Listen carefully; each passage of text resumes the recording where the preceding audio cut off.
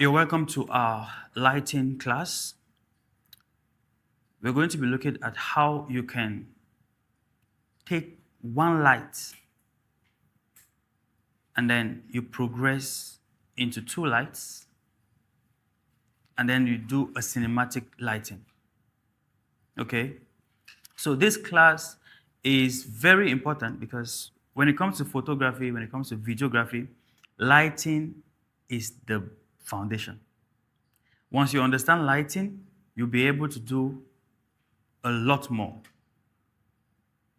Remember, we've been talking about photography, and I said photography is capturing light, basically.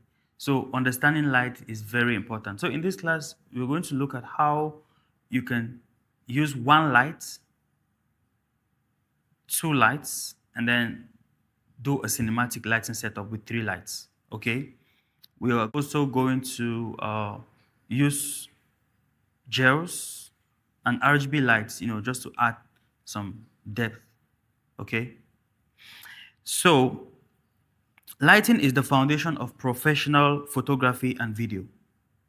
And before using multiple lights, you must understand how light behaves. How does light behave? I've told you that when it comes to light, you have to understand the direction of light. You have to understand whether the light is hard light or soft light. You have to understand the intensity of the light. So we're going to look at those terms as well. So the first thing is hard light.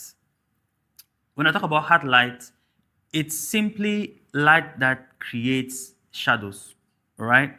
That creates sharp shadows. And it has like a strong contrast. So the difference between the highlights or the bright parts of your image or the brighter parts of your image and the darker parts, right, is very distinct. That's hard lighting, okay? Then soft lighting is light that creates smooth or it creates even skin tones, okay? And then most of the times when we talk about soft light, it is always diffused, okay? Now, we look at light direction. When it comes to light direction, the first is front or flat lighting. Front or flat lighting. What this basically means is you place the light directly in front of the subject. All right? So it is lighting your subject from the front, which makes it look very flat. The second is side lighting. So you can actually light your subject from the side. When you do that, what happens is it adds depth and dimension to your image. The next is backlighting. I know we've probably seen some images where the subject is like a shadow. We call them silhouettes. So when you light your subject from the back, what happens is you get a silhouette, all right? So that's backlighting. Now, backlighting causes what we call separation. So if you want to separate your subject from the background, you use backlighting. The next concept is that of distance and intensity. Okay? Distance and intensity. And what you have to understand here is there are just two things. Number one, the closer the light, the softer and the more powerful. The closer the light, the softer and the more powerful the light, okay? Then, the harder and the less intense. So these are concepts you have to understand. You need to understand that if you want your light to be softer, you have to bring it closer to your subject.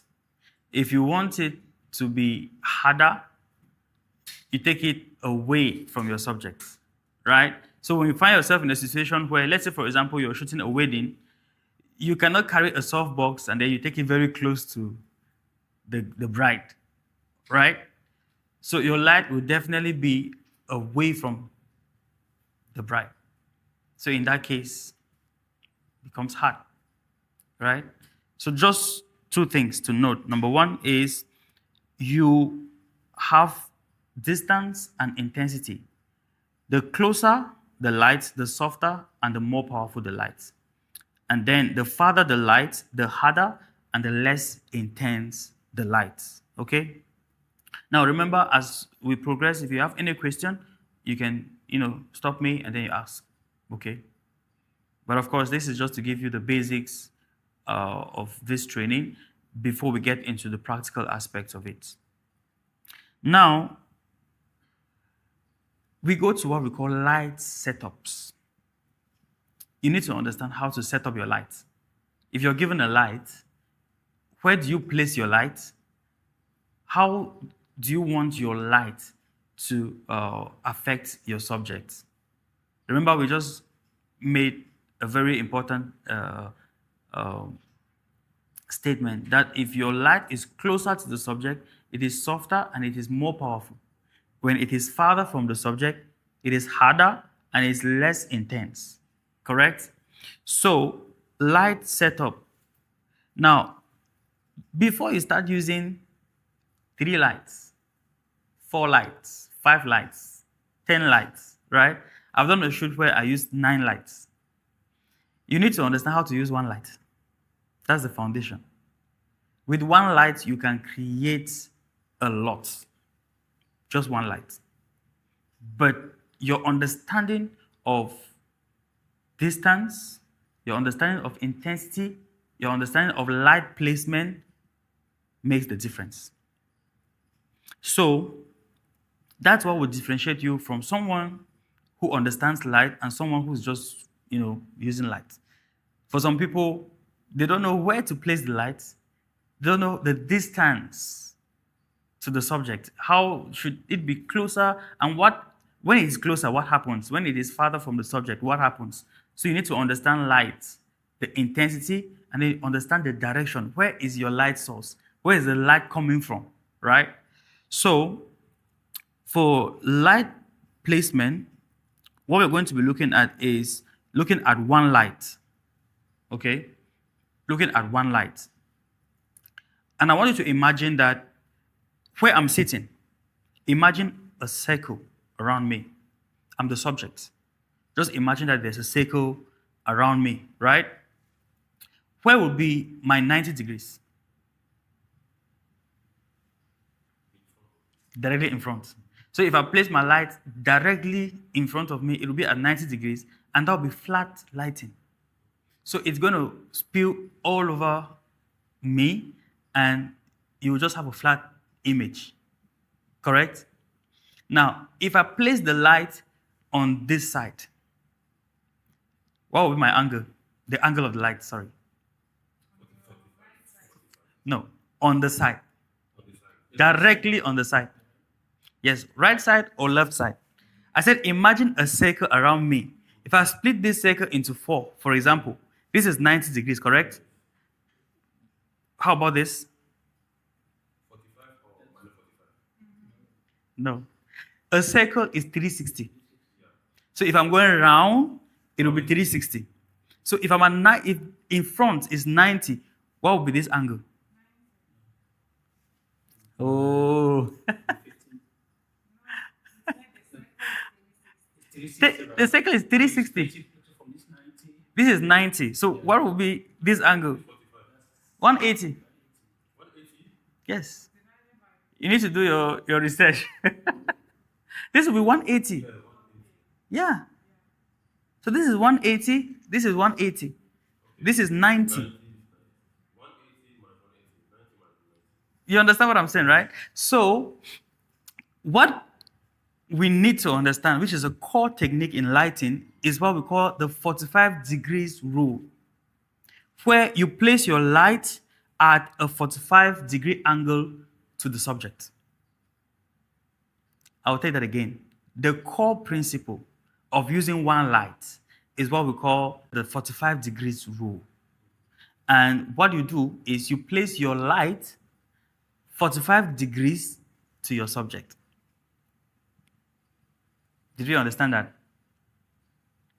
You place your light 45 degrees to your subject. Now, this is the rule in place already. This light is coming at a 45 degrees angle to me as the subject. And it is a little bit, it's raised a little bit above my eye level, right? So when I asked you, how does the shot look like? You were like, oh yeah, it looks great. What if I place this light behind me?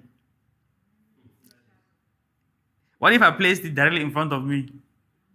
It's a completely different thing. The results we will get is different, right? So you place the light at a 45-degree angle to the subject. Now, the next thing is slightly above eye level. Get this, this is very important. This is the foundation. This is where you start with one light. 45 degrees, slightly above eye level, and then it creates natural shadows and it creates a professional look. If you look at your subject, the light is coming from this side. What that means automatically is that there is a highlight. Now, let me just explain that to you. When we talk about highlights, those are the brighter parts of your subject, okay? So we have highlights, we have mid-tones, and we have shadows. The 45 degrees rule means you place your light 45 degrees to your subject, okay? And then slightly above eye level. And the effect is that it gives you natural shadows. Do you understand? On the opposite side of the light, correct? And I was trying to explain the concept to you when it comes to lighting. In your lighting setup, there are 3 components you should have. The first component is you should have highlights. Highlights are the brighter parts of your subject or of your image, okay? Then you have midtones, the neutral parts of your image. And you have what? Shadows. Shadows are the darker parts of your image. But there is a difference between shadows and darkness. Okay? There's a difference between shadows and darkness. Darkness is the absence of light. But shadows simply mean that there's light, but it's not enough. Do you understand that? So if it is darkness, your camera will not see anything. But shadows, cameras recognize shadows. Just that the amount of light is not enough or not too much. Do you understand that? And of course, from our understanding of light and the images, you realize that when your image has too much light, we say the image is overexposed. Correct? We remember that. Now, when it is, if the light is just okay, we say that the image is well exposed. But remember, we don't have perfect exposure, right? It's well exposed. So, come again. Thank you. So it's well exposed, which means you can be able to see the highlights, you can see the midtones, you can see the shadows, you can differentiate the subject from the background and all of that. Then we have underexposed images. Underexposed means that the light is not enough, or your image looks slightly darker or dark, right? But in the absence of light, you have a blank canvas. In the absence of light, it's darkness. So each time you're shooting and you have one light, you place your subject and your light is placed 45 degrees, either to the left or to the right. I didn't say it should be on the left. It can be on the left, it can be on the right, but 45 degrees. And then your light should be slightly above the subject's eye level. And then you should look at your subject. Make sure that you are having highlights from the light and you're getting some shadows on the opposite side. Okay? Now, yes, please. Midtones. Yeah, midtones are the natural or neutral part of your image. Talk about midtones, that's the neutral part of your image, where you say, okay, this is either, it's neither too bright or dark. So the midtones are not shadows and are not highlights. So in those, they are in between highlights and shadows. Okay? So those are midtones. Are we okay?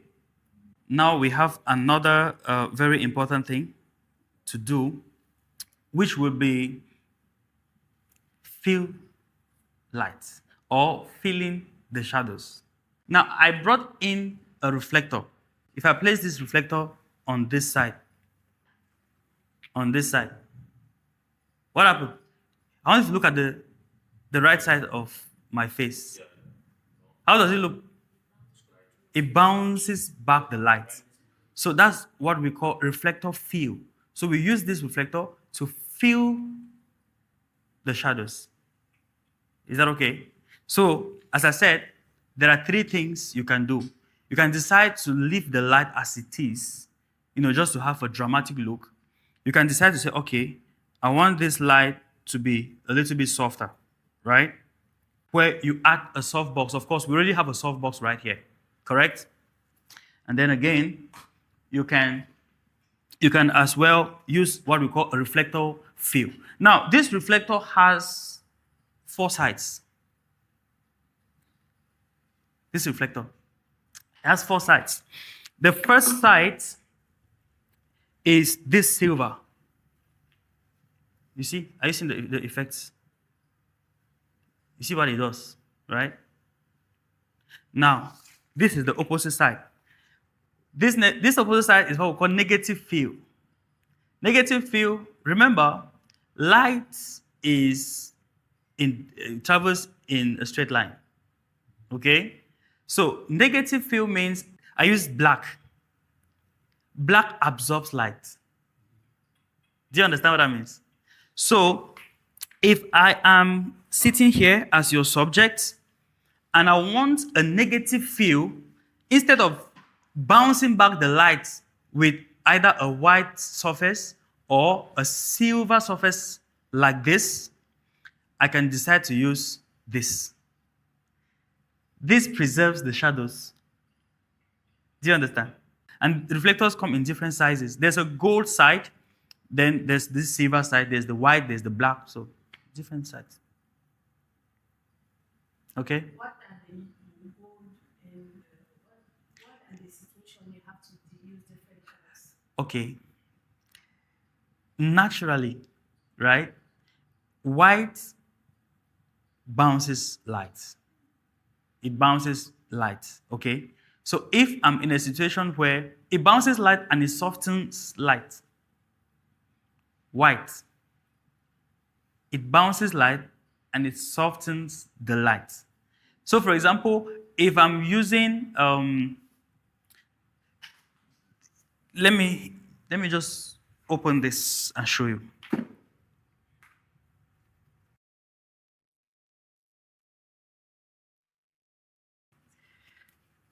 Okay, so yeah, inside, look at this. Inside we have white. Are we together? This is white. Are you seeing white? So if I open this completely, I can turn it and then put it back. You will now have gold and white. On the outside, you have black and silver. Okay? Now, what we have inside, like this part, what we have inside is like a softbox.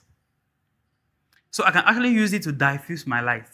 I've used it on a good number of occasions where I don't have access to a softbox.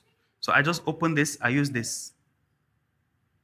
All right? So in a situation where I'm shooting under harsh lights and I don't want to block the light. So if you're blocking the light, you're using this. But if you want the light to be softer, you use this one. Is that okay? Yeah. You can reflect light with the silver. Now, you asked a very important question. When do you use gold? Remember, whatever the image you want to create, right? Whatever image you want to create, you need to be sure of the effects of your light. Let's say, for example, if I'm shooting in the desert at sunset, right? Of course, at sunset, we have very, very, very warm tones. So I can decide to use gold. Do you understand? When you reflect with gold, it gives warm tones. It gives you something that's warm. You understand what I mean, right? So most of the times for the gold, for me, what I do is I use gold when I need that particular effect, especially if I'm shooting sunset or sunrise. It's indoors too, Yes, like podcast.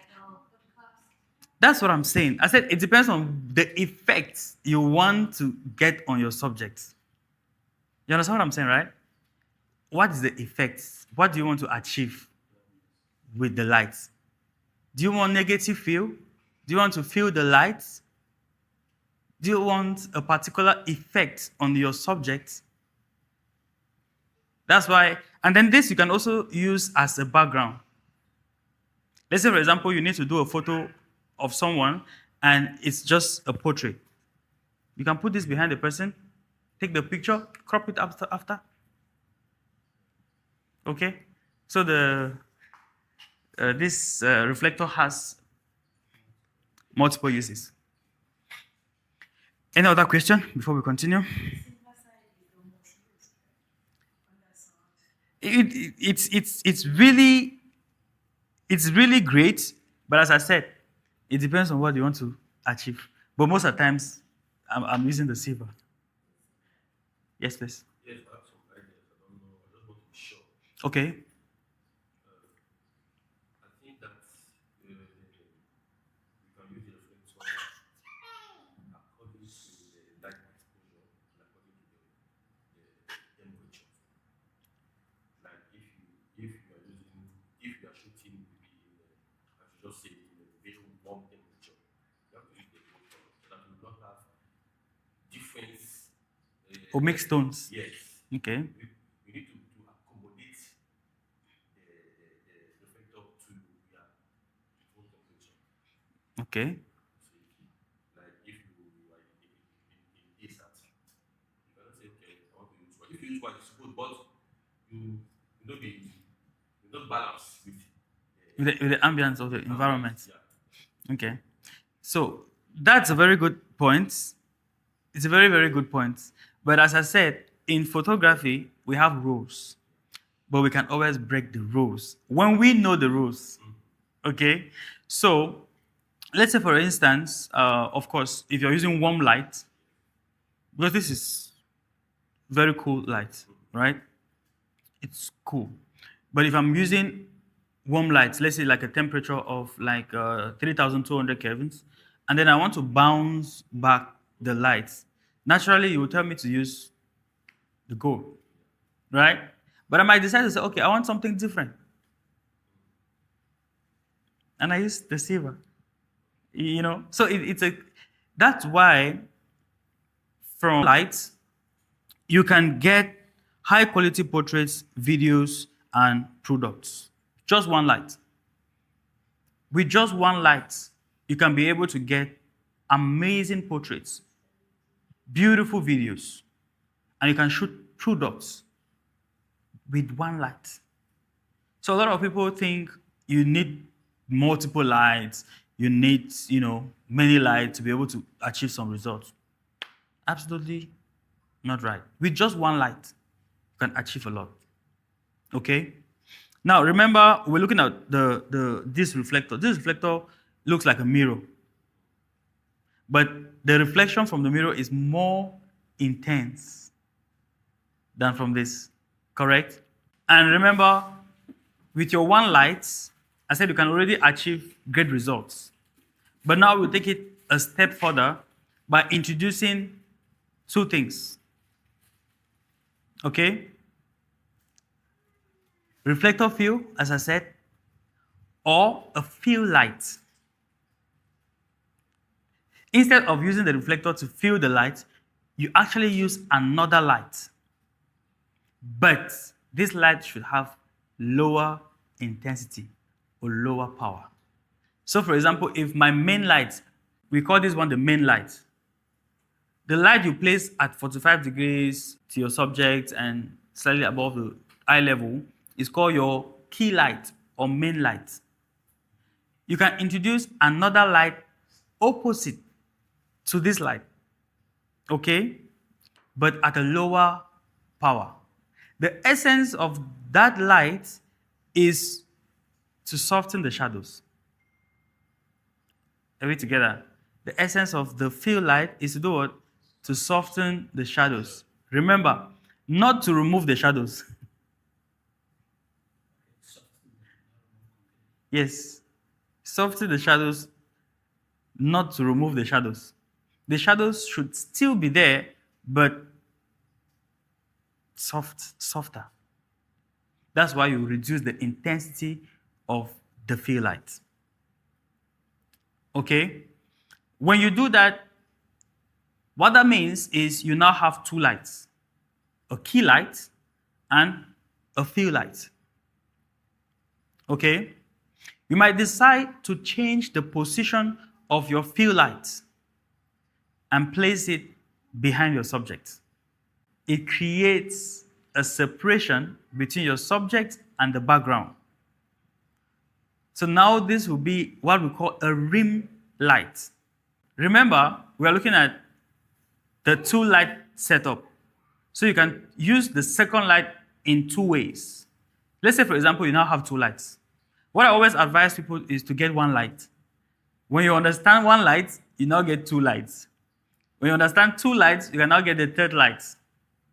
Do you understand? So, if you don't know how to use one light and you get 5 lights, you'll be confused.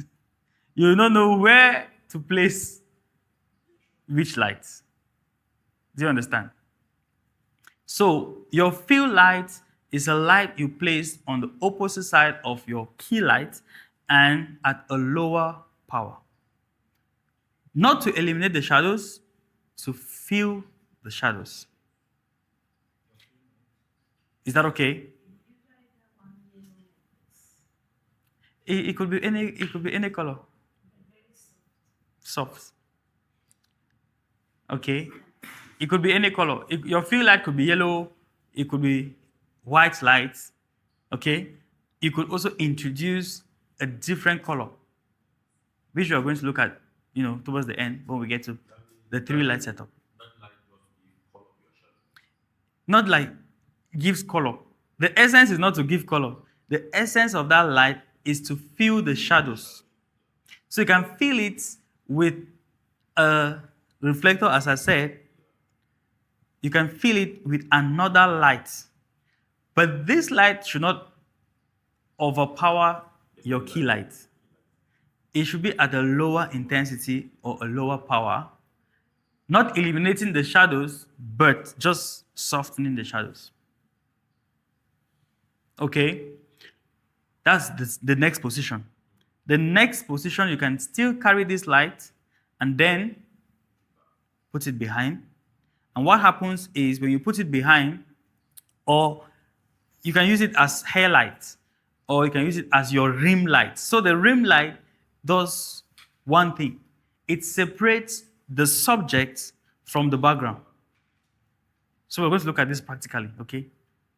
So you get to understand what's going on. All right? Now,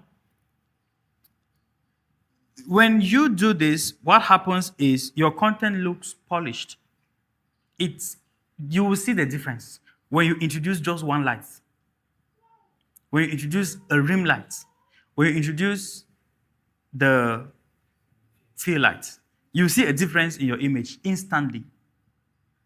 But now, the essence of actually doing what we're doing today is for you to be able to understand how to use one light, to use two lights, all right? And then to use three lights. Using three lights is industry standards.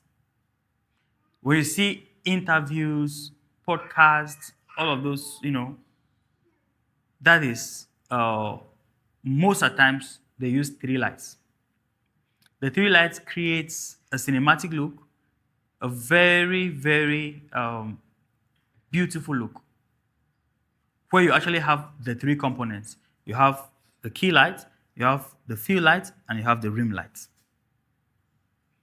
At this point, I also want you to understand that this is not all when it comes to lighting. If you've been watching videos, you'll see some light in the image, or you'll see some lights in the frame. Have you ever seen lights in the frame? Have you watched the video and you see lights in the frame? The light could be attached to the wall. The light could be coming from the ceiling, from the roof, and all of that, right? The light could also be a side light.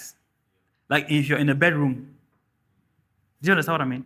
Like in a bedroom where you have the side cupboard lights. And then if you look at some podcasts, you actually see light behind the subjects. These are called practical lights. So you introduce practical lights. Okay? So if you look here, this is a practical light. This one. Because if any light that is in your frame is a practical light. Do we understand that? Any light in your frame is a practical light. So with lighting, you have a key light, you have a fill light, and you have a rim light. When you have these three lights in your image, it gives you a very cinematic look. So for the creative lighting techniques, that's where you start having additional lights or color lights, like the RGB lights, right? RGB lights, you have red, green, blue colors mixed. Especially when you now want to have a cinematic look.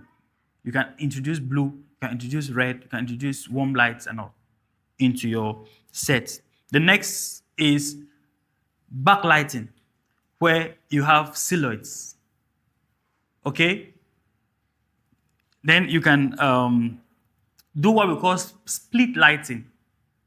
Split lighting means you place your light on the side of the subject so that it lights one side and then the other side is just having shadows, right? So, and then there are other, have you seen, there's another concept of lighting where you just have just the subject that is lit. Every other thing is dark. Have you seen that kind of lighting before?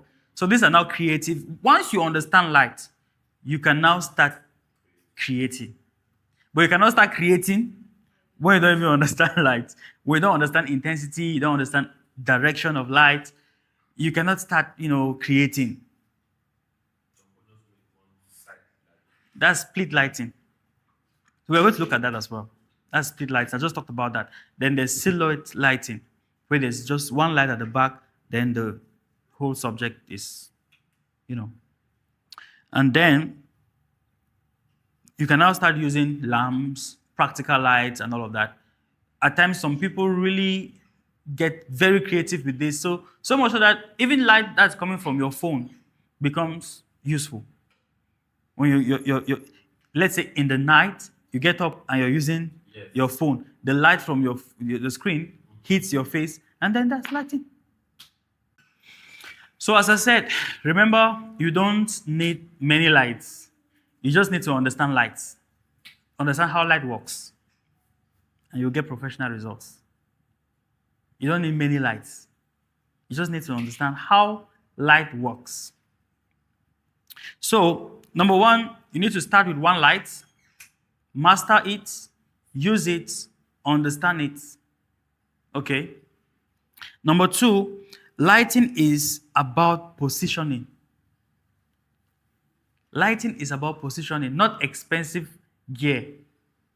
Do you understand that? So you can use a very cheap light and get professional results.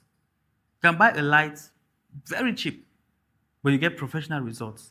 Unlike someone who has, amazing, big, expensive light, but doesn't understand the concepts of lighting.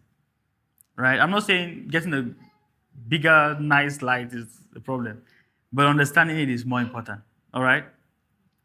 Then shadows are not bad. Did we get that?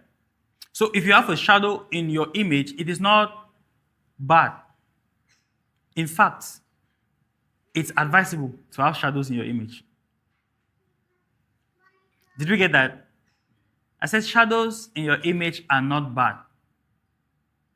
Some people think that, oh, I have to eliminate this shadow. I have to remove this shadow. No, it's not bad.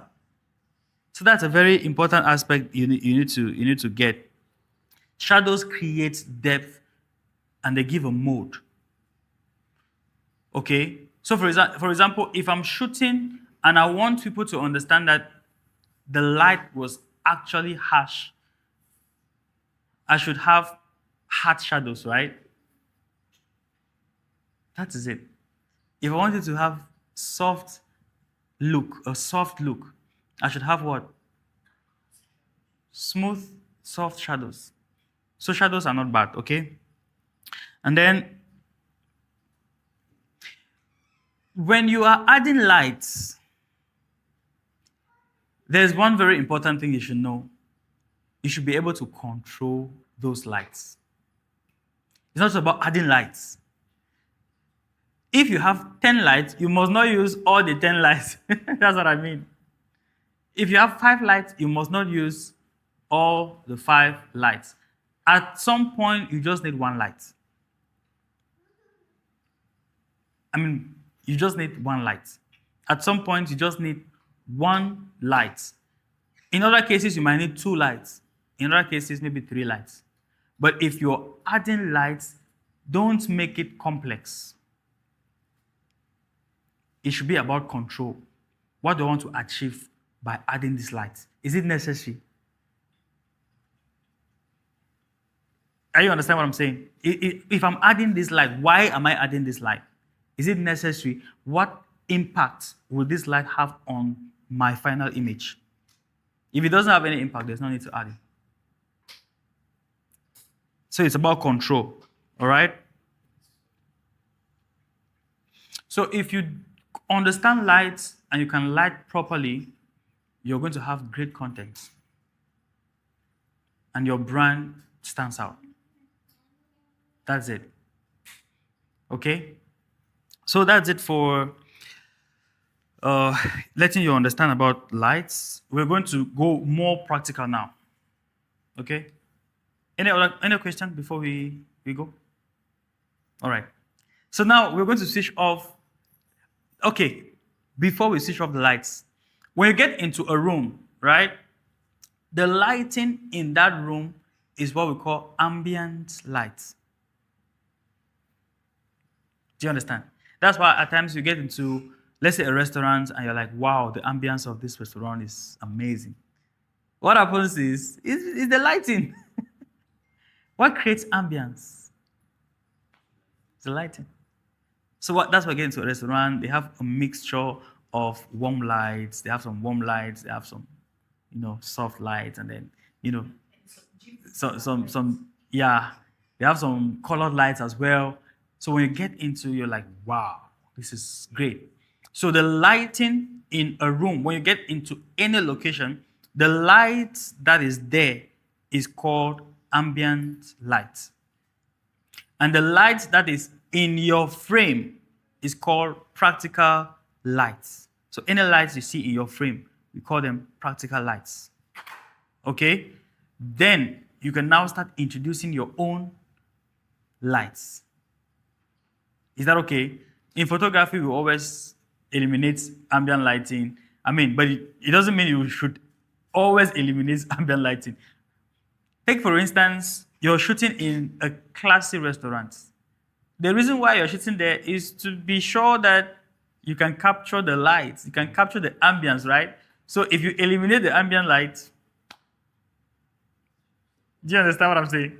So if you understand why you're taking images, the importance and the impact the light has on your image.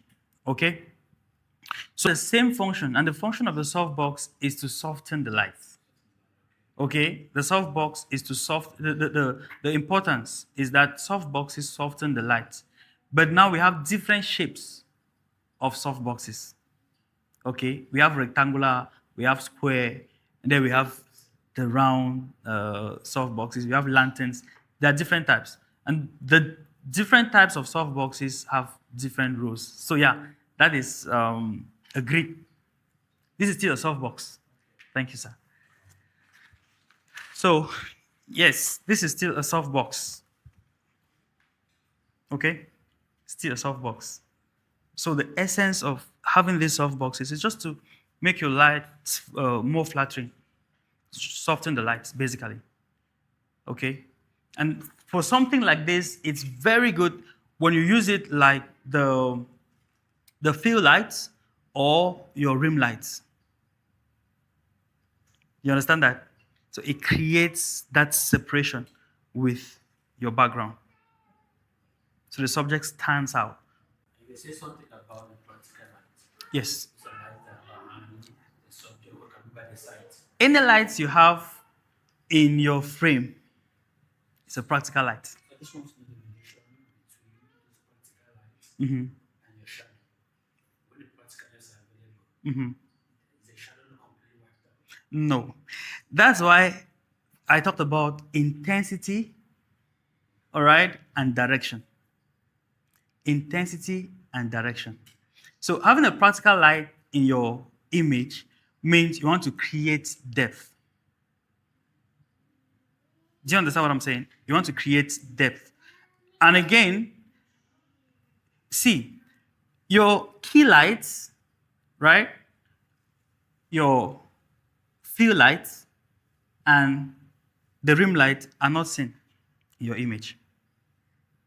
We don't see these three lights.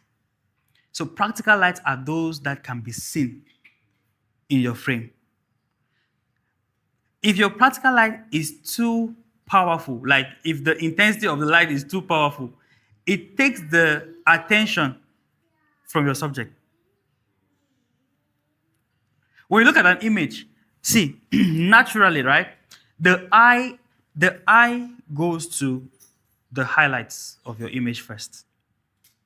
So if you look at an image, your eyes are directed first to the highlights, where the brightest parts of the image, or something unusual about the image. So if you take a photo, when someone looks at the photo, the first thing that happens is the eyes go to the highlights, the brightest parts of the image. The second thing is if there's something unusual about that image, right? Let's say, for example, in your image, there is an orange, but the orange is red. In real life, we don't see an orange that's red, correct? Or you look at the image and the person's eyes are, do I say bigger than every other part of the face? What happens is your eyes go first to that unusual part of the image. If the nose is too long or too big in the image, or let's say, for example, you took the image from top and the head fills the whole image, the legs are tiny. What happens is your attention goes first to that unusual part of the image. Then another aspect is that of contrast. When you look at an image, the part of the image that has the highest contrast, that's where your eyes go to first. So if you're using practical lights, there are rules. First is your practical light should not overpower your key lights. When that happens, it changes the dynamics of your image. All right? Your practical lights should have direction. And most of the times, the power, you should always reduce the intensity of the practical lights. Okay.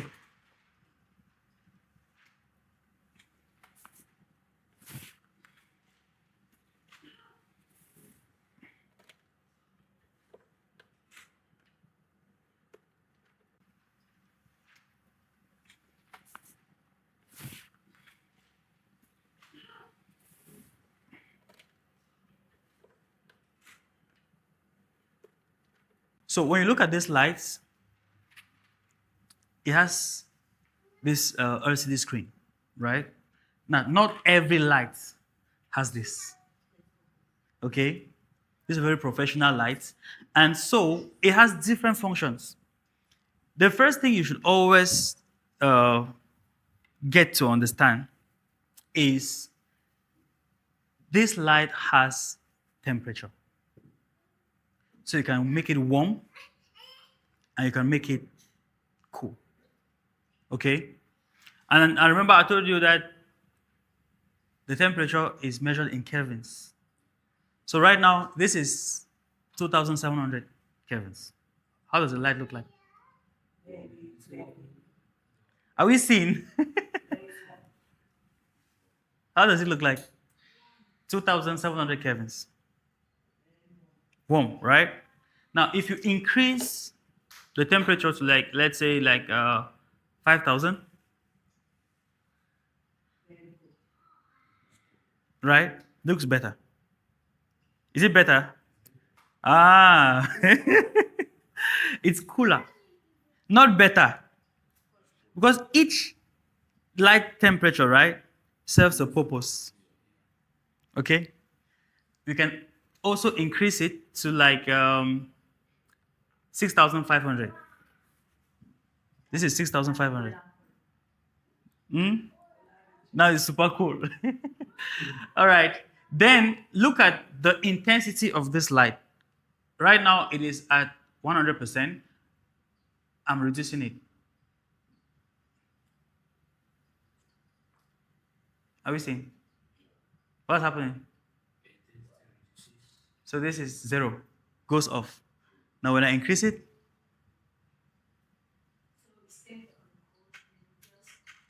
okay. So two very important things. We have light intensity. In basic terms, light power. Okay? So you increase it and then you reduce it.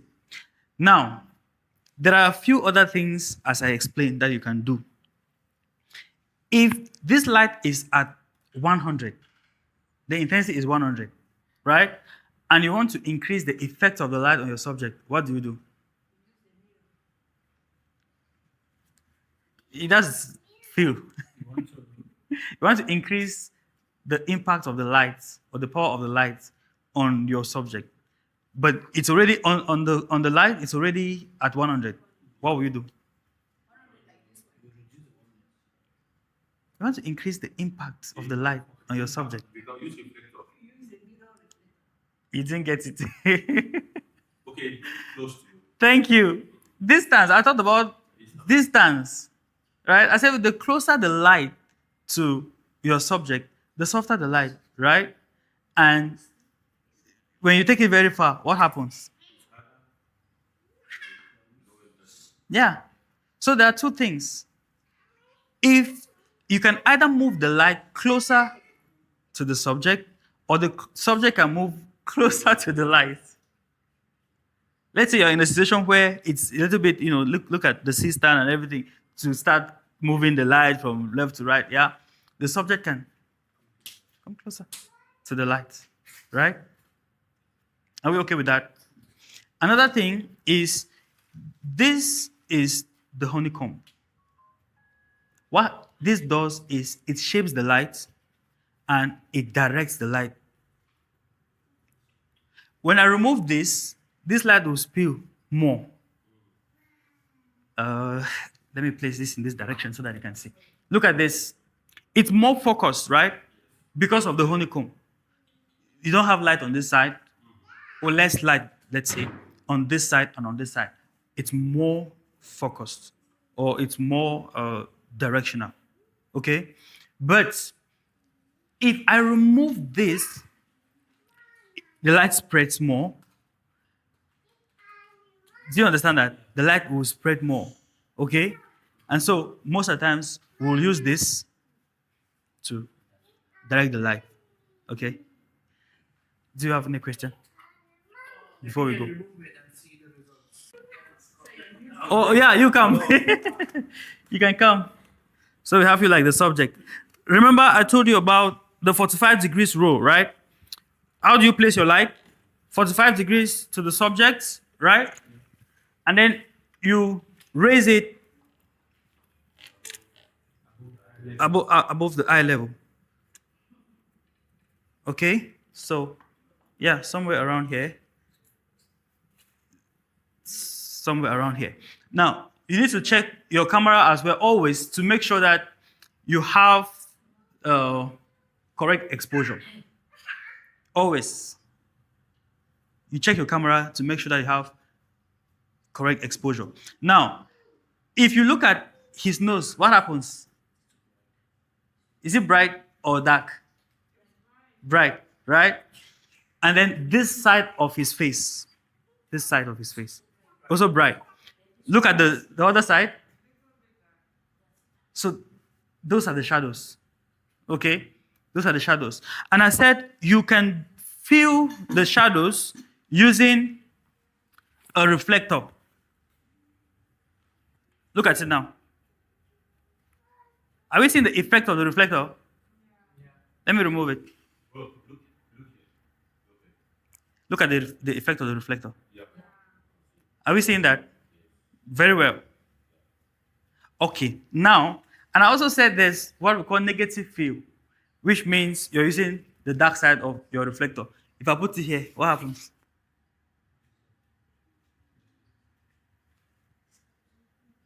Right? So black, as I said, absorbs light. White reflects light. Correct? So with this, you can feel the shadows with your reflector. You can also use a white surface. Any white surface will bounce this light. Okay? Then we said that when you now want to go to using a second light, which is called the field light, you're using a light that is opposite to your key light. Okay? Then that light should be able to fill in the shadows. Remember, I did not say eliminate the shadows. You should fill in the shadows. So the shadows will still be there, but softer. Okay? Now, I will just move the position of this.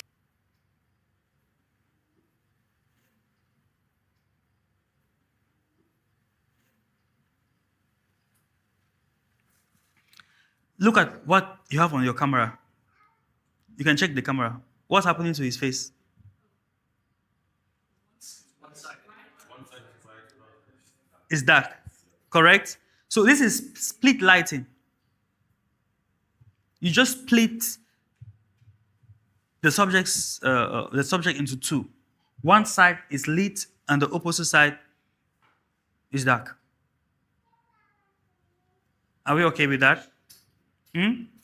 Now, if I change the position of this light as well and take it behind the subject, directly behind the subject, let me put it somewhere here.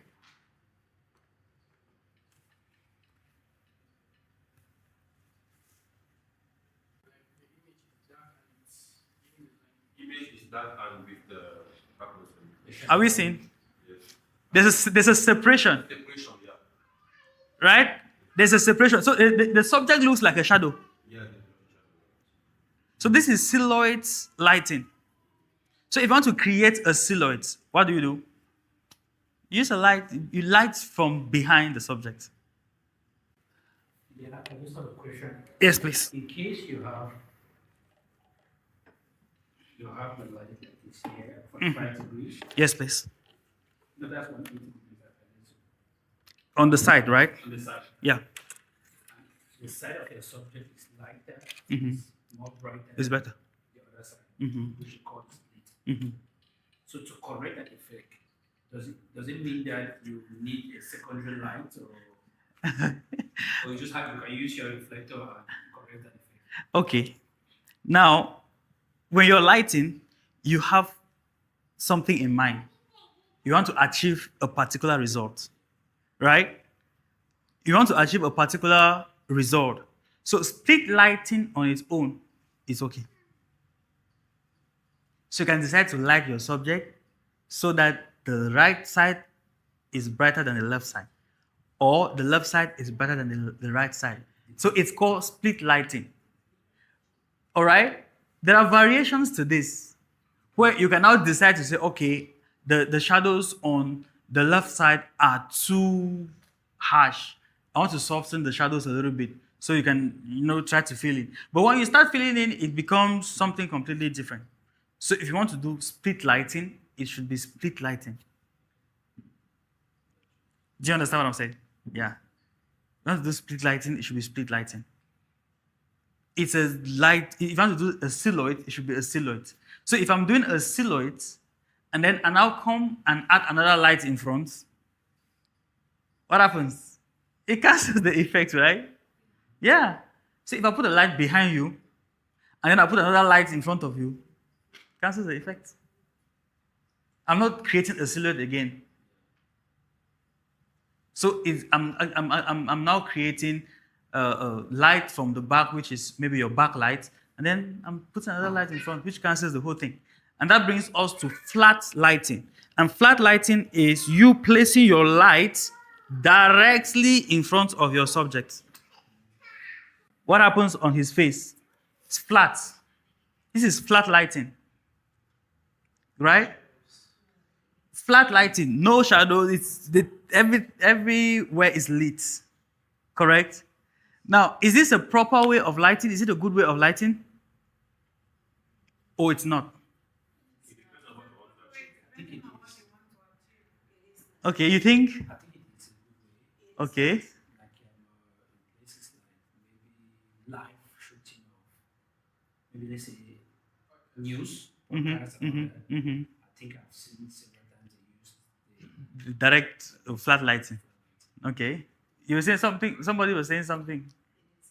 It is not. Okay. Why do you think it's not a good way of lighting? Because of the 45-degree lower restricted here, and the shadow. If you want to use the reflector will be seen. Okay. Okay, tell me. I think it's good, but we can do better. We can add depth to the image by using the main lights, the fact that For the side. yeah, on the side. We can also use the ring lights to add Depth. to separate the background from the main Subject. Yeah, so that we leave this depth.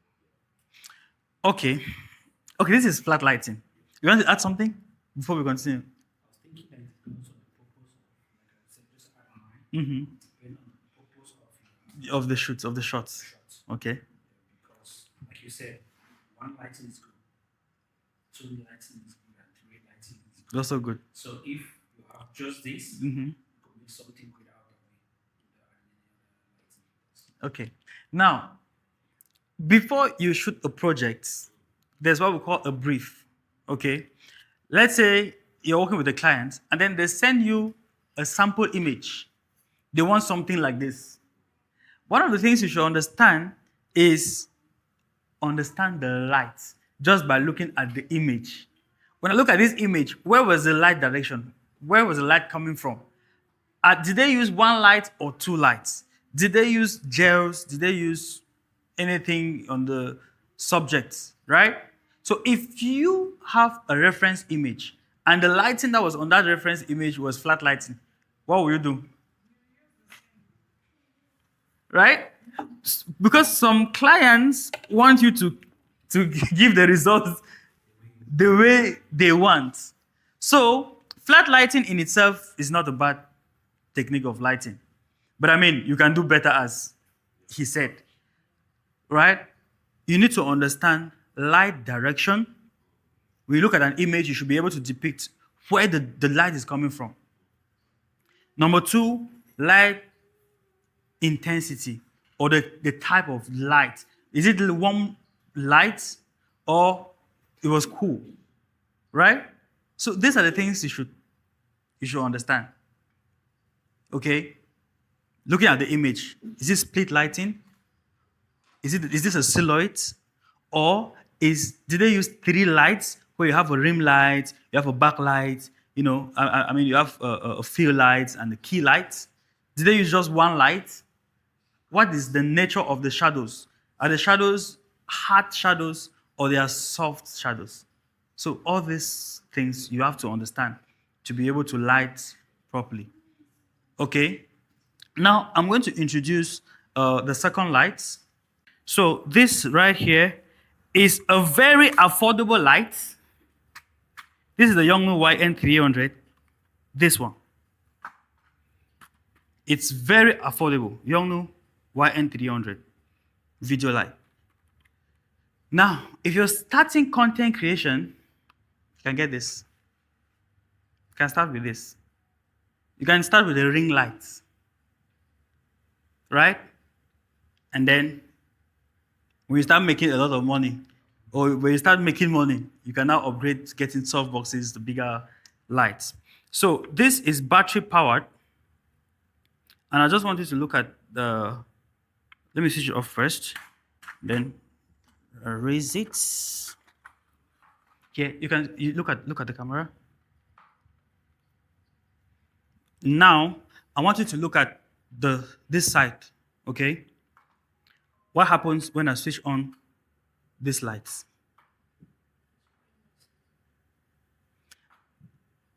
What happens? Look at the image. What happens when I is it in the frame? It should not be in the frame. It should not be in the frame. I just wanted to see the effects, okay, of the light. So maybe I can move this behind a little bit. But I mean, you're shooting from this angle, so it can be, you will obviously be in your frame. But I want you to see the effects of this in filling the shadows. So this is there a difference? Now, notice what happens when I increase the power of this light.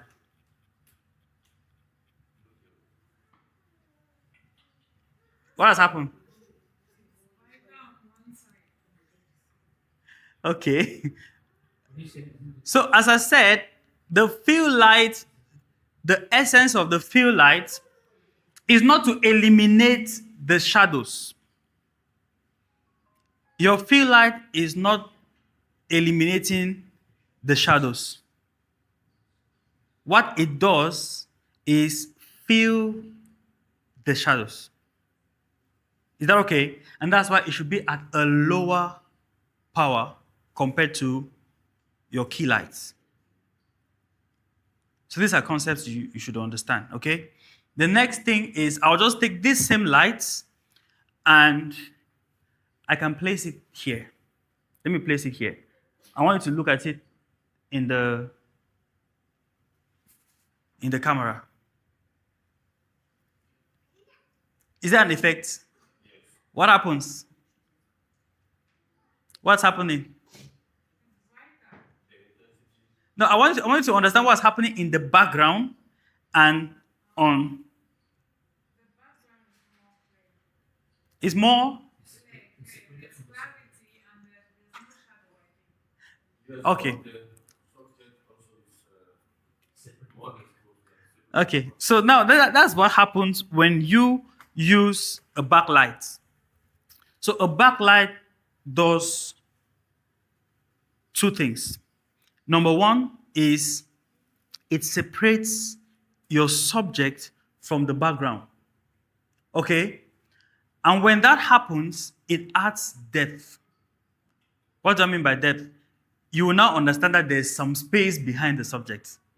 Without that light, it's like the subject is merged with the background somehow. Now, I will use another illustration, and I want you to still look at your camera, okay? Instead of me using this background, these backlights like this, I decided to put it in this direction. Look at what happens to your image.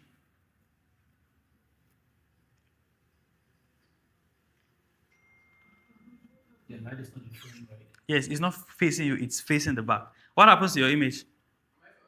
Yes, on the 50. Than the subject. Then what if I turn it like this?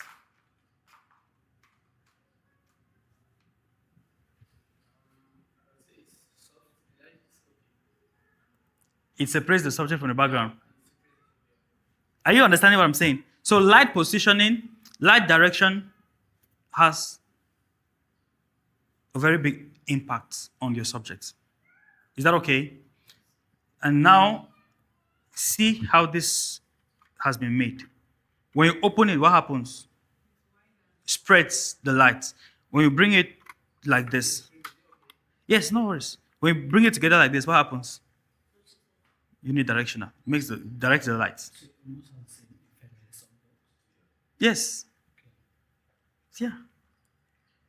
Are we okay? Any questions so far? Can I differentiate? That's the question.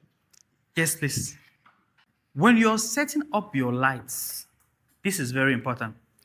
When you're setting up your lights, you should have a picture of your final image. How do I want my image to look at the end of the day? So I was talking about practical light. So a light can actually be your image. And these ones are very, very affordable. They're small, but they have a very a big impact on your, see? So it has, you see? You can actually change the temperature, change the intensity of the light, make it brighter, make it, yeah, like that. So these are RGB light, very small but affordable lights. This is the wheel lights, LED lights. This is aperture, and these are very good. I've used them a lot. You see the podcast that I shoot, you always see some practical lights in the podcast. Makes a whole difference. He talked about light tubes. These are light tubes. Here.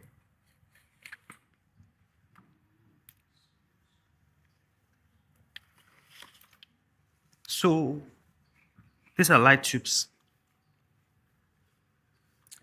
Now, these light tubes are RGB as well.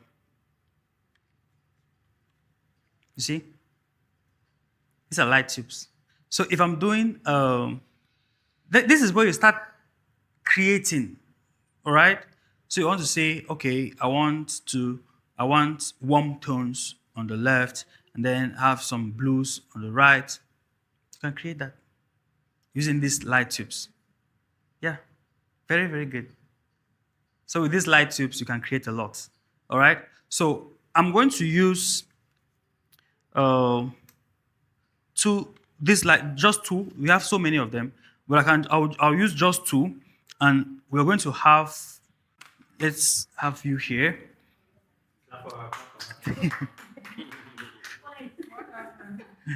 So using the light tubes, right? For instance, I want to use just these two lights, okay? I put this one on the left. Of course, I'll switch off the kill. And we'll be using one on the left and one on the right, okay? So I want also create a shot where you have this. I want this to be. I can create like this effect as well. Yeah, then. Yeah. So I want this to be warm, okay? So I bring down the temperature. See? Easy. Now, if I now switch off these lights, look at the effect it has on her. I want to look at the camera. Look at the camera. Look at the effect it has on the left and on the right side of her face. Yes. Well, that's what I'm saying. You need to always check your frame to be able to get the perfect correction. How does it look now? Looks better, right? But there's one thing missing. Yes, there's one thing missing. So what do? You introduce a key light. So when I introduce a key light, what happens?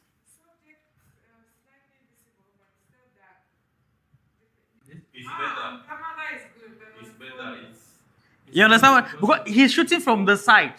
So look at the camera, look at the exposure, look at how it looks. Let's say for example, you are doing a reel and you have this setup. Do you understand what I'm saying? How many lights am I using? 3 lights. You have one light on the right, one light on the left, and then you have your key lights at 45 degrees. Do you understand that? So when you look at this, you don't need expensive lights to be able to get professional results. You still have the highlights, you have the shadows, and everything coming together. Correct? With my phone, when you off this light, you adjust my ISO. Of course. You need to always, when light changes, your settings change. You should change.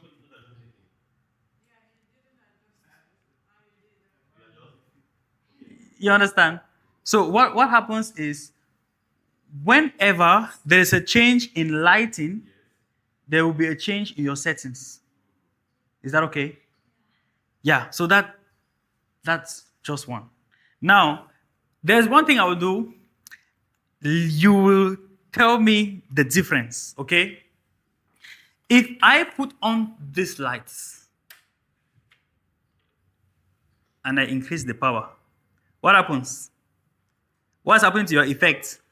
The effect of the blue and the warm tones is done, is gone, right? These are powers every other light. So, light power has a role to play. Light direction has a role to play. If I reduce the intensity of the lights, like so, what happens? Now you can, how about this? Looks better. But the blue light the effect of the blue light will not really be felt. Do you understand? So, at some point, you don't need a very big light. You just need a small light that gives you what you want. Are we together? All right? Good. So now, do you want to say something? Okay. Let me have you there. But I can see them people try. Yes, why not? Okay. Okay, so I'm going to switch this off. Okay, I wanted to say something, and which is very important. How do you know which color lights to use or what colors to use? How do you know whether I should use yellow and blue, or I should use green and red? How do you know which colors to use when you're creating like this? Number one. Mm-hmm. Of course. A lot of thank you very much. A lot of things come into mind. A lot of things come into play when you are doing color combinations. A lot of things. You don't just put any color. That's where creativity comes in. Do you understand? Even your background, whatever happens in your background, whatever. In fact, as a creative, you're directing a project, you have the right to choose whatever colors should come in place. Let's say, for example, if I'm working on a project, I can tell I can tell the kind of dress that should be worn, the color of the dress that should be worn, because I have a plan. I have something in mind. I want to achieve these particular results. Is that okay? And then there's what we call the color wheel. The color wheel, red and green. You understand? Those color combinations, you know that they work. Primary colors. Right? You know that these colors work together. I can put on red and black. It works. That's the same concept. Do you understand? If I put on red and green, it works. Do you understand? Do you understand what I'm saying? Yeah? So all these colors have relationships. There's a relationship that exists between colors. Some colors complement each other. Some colors don't complement each other. There are some colors that will not work. And that's why you see somebody dressed and you're like, what kind of color combination is that? Right? Where did you learn this one? Right? So, yes, please. Tell me. That's what I'm saying. Yes. See, if I'm shooting a dark-skinned person, my settings are different. When I'm shooting a light-skinned person, my settings are different. So now, I think we need to get to the practicals now. Okay? So now, I'll be more behind the camera. You guys are the ones doing the whole thing.